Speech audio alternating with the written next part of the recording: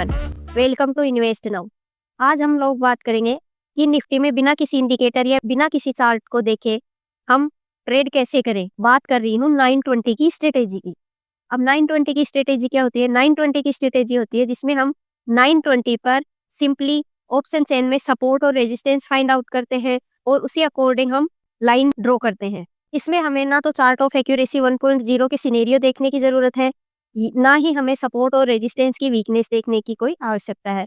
Simply हम 920 पर 4 magical line draw करेंगे और उन्हीं के अकॉर्डिंग ट्रेड करेंगे। लेकिन यहाँ पर ये नहीं है कि मैंने आपको 920 की स्ट्रेटेजी बताई और आपने कल से ही ट्रेड स्टार्ट कर दिए। नहीं, आप पहले उसको बैक टेस्ट करिए और वहां पर देखिए कि कितनी बार इस स्ट्रेटेजी में स्टॉप लॉस आता है, कितनी बार आपको टारगेट मिलता है।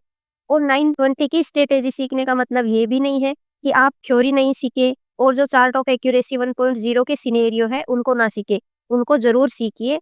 ये स्ट्रेटेजी उन लोगों के लिए है जिनको की चार्ट ऑफ एक्यूरेसी 1.0 के सिनेरियो समझ में नहीं आ रहे हैं, उनकी शिफ्टिंग समझ में नहीं आ रही है, इसलिए उनके ट्रेड मिस हो रहे हैं। तो ये स्ट्रेटेजी सिर्फ उन्हीं लोगों के लिए है और ये स्ट्रेटेजी वर्क करती है 920 से 1130 के बीच में। उसके बाद 1130 के बाद हम लोग अपनी जो चार्ट ऑफ एक्यूरेसी 1.0 है उसी अकॉर्डिंग ट्रेड करेंगे।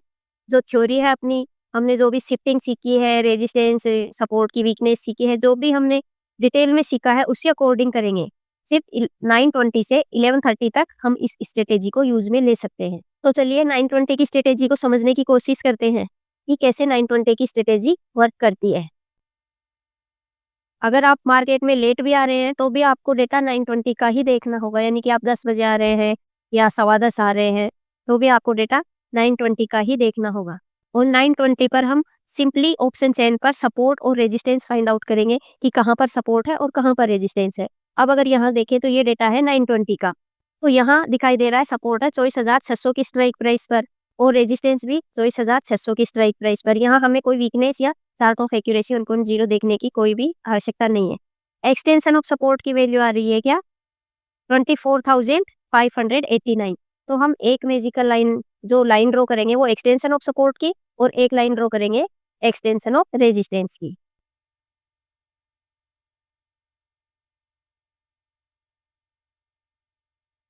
ये हो गया एक्सटेंशन ऑफ सपोर्ट 24,589, ये लाइन हो गई एक्सटेंशन ऑफ सपोर्ट की। सेकेंड लाइन ड्रॉ करेंगे हम एक्सटेंशन ऑफ रेजिस्टेंस की, उसकी वैल्यू क्या आ रही है? 24,637।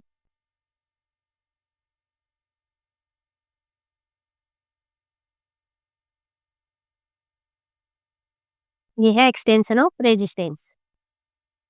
अब हम एक्सटेंशन ऑफ सपोर्ट यानी EOS -1 पर एक लाइन ड्रॉ करेंगे और एक लाइन ड्रॉ करेंगे EOR +1 पर। तो EOS -1 की वैल्यू क्या आ रही है, यानी जो EOS -1 का डाइवर्जन है उसकी वैल्यू आ रही है 24,542।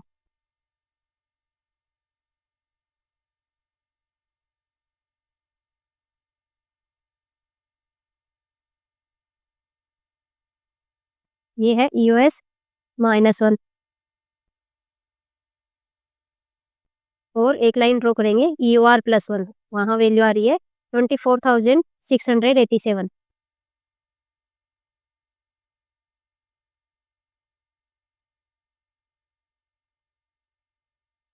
ये हमने लाइंस ड्रॉ कर ली हैं। ये लाइन ड्रॉ करते हैं हम 920 पर। सिंपली सपोर्ट और रेजिस्टेंस फाइंड आउट करेंगे। एक लाइन ड्रॉ करेंगे एक्सटेंशन ऑफ सपोर्ट पर, सेकंड लाइन होगी हमारी एक्सटेंशन ऑफ रेजिस्टेंस पर, थर्ड लाइन होगी हमारी EOS -1 और फोर्थ होगी EOR +1। हमने ये लाइंस ड्रॉ कर ली हैं। अब यहाँ पर जो EOS एक्सटेंशन ऑफ सपोर्ट है ये होगा हमारा C1, यहाँ पर हम कॉल का ट्रेड लेंगे। और जो EOS -1 है वो होगा C2, ये हो गया C2। और जो एक्सटेंशन ऑफ रेजिस्टेंस है वो होगा T1 और EOR +1 है वो होगा P2। यानी इनका मतलब भी समझा देती हूँ मैं आपको। C1 का मतलब हम यहाँ से कॉल का ट्रेड करेंगे, C2 का मतलब भी हम कॉल का ट्रेड करेंगे और P1 P2 यहाँ से हम पुट का ट्रेड करेंगे। अब जब मार्केट C1 पर आएगा, C1 होगा वो हमेशा क्या होगा? रिस्की होगा। C1 की वैल्यू होगी रिस्की और जो C2 की वैल्यू है वो होगी सेफ। और जो P1 की वैल्यू है वो क्या होगी, वो भी रिस्की होगी। और P2 की वैल्यू क्या होगी, वो होगी सेफ वैल्यू।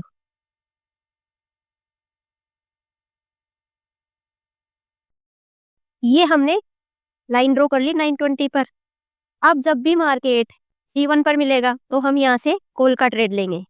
लेकिन ये हमेशा ध्यान रखना होगा कि जो ये C1 की वैल्यू है वो रिस्की है। आप एक रिस्की बायर है, यानी अगर मार्केट यहाँ से C2 पर आता है तो आप यहाँ पर एवरेज कर सकते हैं, तो आप C1 से ट्रेड इनिशिएट करेंगे। और ऐसे ही मार्केट P1 पर आएगा तो यहाँ से अगर आप पुट का ट्रेड लेते हैं और मार्केट P2 चला गया तो वहां पर आप अगर एवरेज कर सकते हैं तभी आप P1 पर रिस्क ले सकते हैं। यानी अपनी रिस्क के अकॉर्डिंग आप कैसे ट्रेडर हैं, आप सेफ ट्रेडर है या आप रिस्की ट्रेडर है, उसी अकॉर्डिंग आप ट्रेड इनिशिएट कर सकते हैं।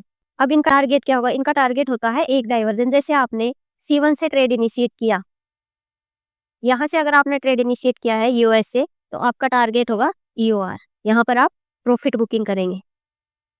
और अगर आपने P1 से ट्रेड इनिशिएट किया है तो आप यानी EOR से ट्रेड इनिशिएट किया है तो आप C1 यानी EOS पर प्रॉफिट बुकिंग करेंगे। आपने P1 पर ट्रेड इनिशिएट किया और मार्केट P2 चला गया तो आप वहां पर एवरेज करके यहाँ पर प्रॉफिट बुक करेंगे। ऐसे ही अगर C1 पर आपने ट्रेड इनिशिएट किया है तो आप एवरेज करेंगे C2 पर। अब हम बात कर लेते हैं कि यहाँ पर स्टॉप लॉस क्या होगा, क्योंकि ये एक मर्सीलेस ट्रेडिंग है। यहाँ पर आपको टारगेट और आपका SL सब डिसाइड है, क्योंकि हम यहाँ ये नहीं देख रहे हैं कि चार्ट ऑफ एक्यूरेसी 1.0 का क्या सिनेरियो है, कुछ भी नहीं देख रहे। यहाँ पर स्टॉप लॉस की बात कर लेते हैं। अगर स्टॉप लॉस की बात करें तो यहाँ हमेशा स्टॉप लॉस क्या होगा, स्टॉप लॉस होगा यहाँ पर EOS -2 की जो वैल्यू आ रही है उससे 10-15 पॉइंट नीचे हम हमारा स्टॉप लॉस मेंटेन करेंगे। और ऐसे ही अगर टॉप से हम ट्रेड करेंगे तो उसका जो स्टॉप लॉस होगा वो होगा EOR +2 की जो वैल्यू है उससे 10-15 पॉइंट ऊपर। तो अगर यहाँ मैं बात करूं तो यहाँ क्या होगा, EOS -2 क्या है, यहाँ पर 24,500 का डाइवर्जन, उसकी वैल्यू क्या आ रही है 24,493। इससे हम 10-15 पॉइंट नीचे SL मेंटेन करेंगे, यानी वहां हम स्ट्रिक्टली स्टॉप लॉस लगा कर रखेंगे। यहाँ होगा SL 15 पॉइंट का अगर हम करते हैं तो ये हो गया स्टॉप लॉस। और P1 या P2 का स्टॉप लॉस देखें तो वो होगा EOR +2। EOR +2 की वैल्यू क्या आ रही है, यानी 24,700 का जो डाइवर्जन है उसकी वैल्यू आ रही है 24,737। तो उससे 15 पॉइंट ऊपर।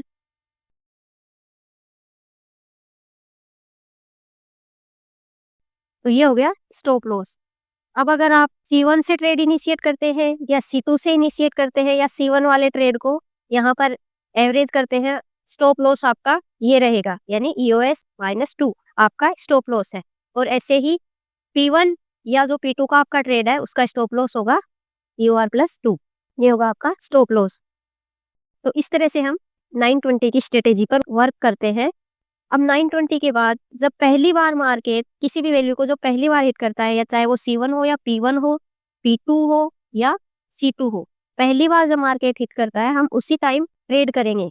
सेकेंड टाइम जब इन वैल्यू पर मार्केट रहेगा तो वो हाईली रिस्की होगा। जैसे मार्केट ने पहली बार EOR को यहाँ हिट किया है तो हमने मान लीजिए यहाँ से ट्रेड बना लिया और हमारा टारगेट भी आ गया। अब जब मार्केट सेकेंड टाइम यहाँ जाएगा P1 पर तो ये रिस्की होगा, तो इस टाइम हम इसको अवॉइड करेंगे इस ट्रेड को।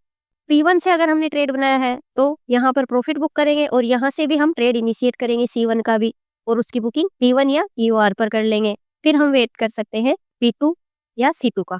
बेसिकली या इम्पोर्टेंट जो बात है वो ये है कि इस पर हम वर्क करते हैं सिर्फ 920 से 1130 तक। उसके बाद में हम हमारी स्ट्रेटेजी के अकॉर्डिंग, यानी कि जो हमारी चार्ट ऑफ एक्यूरेसी 1.0 है और जो हमारी थ्योरीज है उन्हीं के अकॉर्डिंग ट्रेड करेंगे। तो आप इस पर बैक टेस्ट करके देखिए, 2-3 महीने का बैक टेस्ट करिए, उसको यूज लेकर देखिए और यहाँ पर एक्यूरेसी देखिए कि कितनी एक्यूरेसी है, कितने टाइम आपका स्टॉप लॉस हिट होता है और कितने टाइम आपका टारगेट आता है। तो बस आज के लिए इतना ही। अगर 920 की स्ट्रेटेजी को लेकर आपके मन में कोई भी सवाल है तो आप हमें कमेंट बॉक्स में पूछ सकते हैं। अगर आपको ये वीडियो पसंद आया हो तो please like, share and subscribe. Thanks for watching. मिलते हैं नेक्स्ट वीडियो में।